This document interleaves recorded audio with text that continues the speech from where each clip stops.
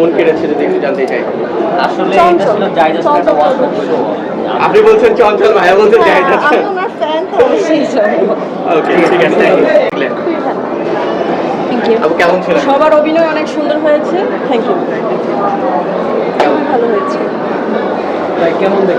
ভালোই লেগেছে। বাংলাদেশের সিনেমার ঘরানায় নতুন ঢং, যেটা অনেক আগে থেকেই ছিল।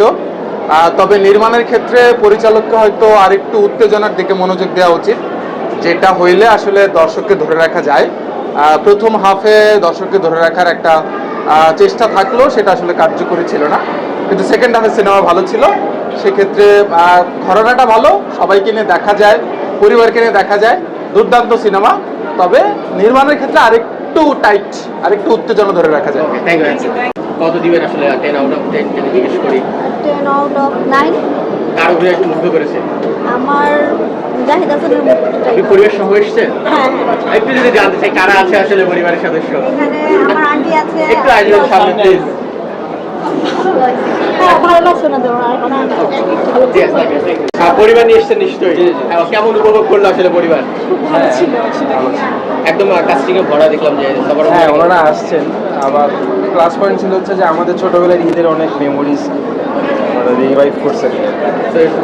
গুড, ভালো থ্যাংক ইউ। খুবই সুন্দর ছিল, ফ্যামিলি নিয়ে কোন মুভিটা দেখলেন আসলে? উৎসব। সবার অভিনয় কেমন ছিল? হ্যাঁ, top notch. Okay, thank you. ভালো ছিল। কেমন ছিল? ছবি সুন্দর কেমন ছিল? ভালো ছিল। কেমন দেখলেন? এসছে নিশ্চয়ই। জি হ্যাঁ, আমরা পরিবার নিয়ে এসেছি। আমার বড় বোন, আমার বোনের ছেলে, আমরা 2 বোন, আমরা 3 জন এসেছি। সিনেমার প্রতিপাদ্য যেটা ছিল পরিবার বাদে দেখা মানা, সেই কথাটাই কি রাখলেন কিনা? না না, সেই জন্য না, আসলে আমরা আসলে যখনই যেখানে যাই আমরা পরিবার নিয়েই যাই। তো মুভিটাও আসলে হঠাৎ করেই দেখতে আসা, মুভিটা পরিবার নিয়ে দেখার মতোই মুভি। আপনার জানতে কেমন লেগেছে সবার? হ্যাঁ, খুবই ভালো লেগেছে। মানে পরিবার নিয়ে দেখার মতো একটা ছবি। আজকাল এরকম ছবি তো খুব কম হয়।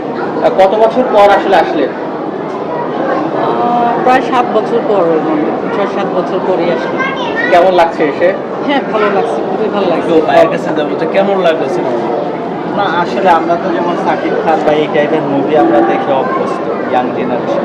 কিন্তু জাহিদ হাসান বলে আমি এটা দেখতে আসলাম যে আমরা হ্যাঁ, আরো ছোট বিশেষ থাকতে করে দেখা গেছে জাহিদ হাসানের জাহিদ এটাই ভালো লাগে। জয় আপু, ওই ক্ষেত্রে আমি আর কি আমার সামনে আসি। দেখে খুব ভালো লাগছে। ওকে, থ্যাংক ইউ। আপু কেমন লাগছে? আমার জন্য আমার আত্মসমালোচনা বলতে আমি ভালো ভালো খারাপের খারাপ এবং একটু বদরাগী, আবার অনেক নরম, অনেক মানে এটা পরিবারের লোকজন বেশি জানে। আবার খুব কাছের যারা বন্ধু বান্ধব, যেমন এখানে যারা আছে, এই ভদ্রলোকও জানে, সৌম্য খুব ভালো করে জানে, সৌম্য, দিব্য, খুশি, বৃন্দাবন, ওদের সঙ্গে আমার প্রায় প্রতিদিন, ওরা খুব ভালো করে জানে আমি মানুষ হিসেবে কত ভালো বা কত খারাপ। আর তানিমা অনেক কিছু জানে। সাদিয়া খুব বেশি জানে না, কারণ এই প্রজেক্টের মানে কারণেই আমরা একটু কয়েকদিন কাছাকাছি একসঙ্গে আছি আর কি, প্রচারণা। তো খুব বেশি আমার বদরাগ অথবা খারাপ জিনিসটা আজকে একটু দেখেছি, সেটা অন্যভাবে বলবো।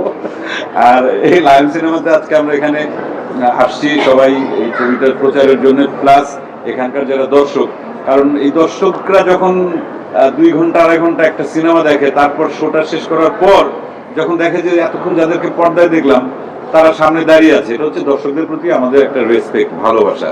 তাতে দর্শকরা আরো বেশি উৎসাহিত হন, বা তারা আবার চিন্তা করেন, ও যাদেরকে পর্দায় দেখছি এরপরেও নিশ্চয়ই কোনো সিনেমা দেখলে বোধহয় পর্দার সেই মানুষটিকে বোধহয় আমরা সামনাসামনি দেখতে পারবো। অতএব এটা দর্শকদের জন্য এখানে আসা, সেই সাথে হল মালিকদেরকে উৎসাহিত করা যে না, আমরা আপনাদের সাথে আছি, এবং হল মালিকরা আমাদেরকে যেভাবে সাপোর্ট করেন তাদের প্রতি তো আমাদের কিছু ভালোবাসা, কৃতজ্ঞতা, দায় দায়িত্ব আছে।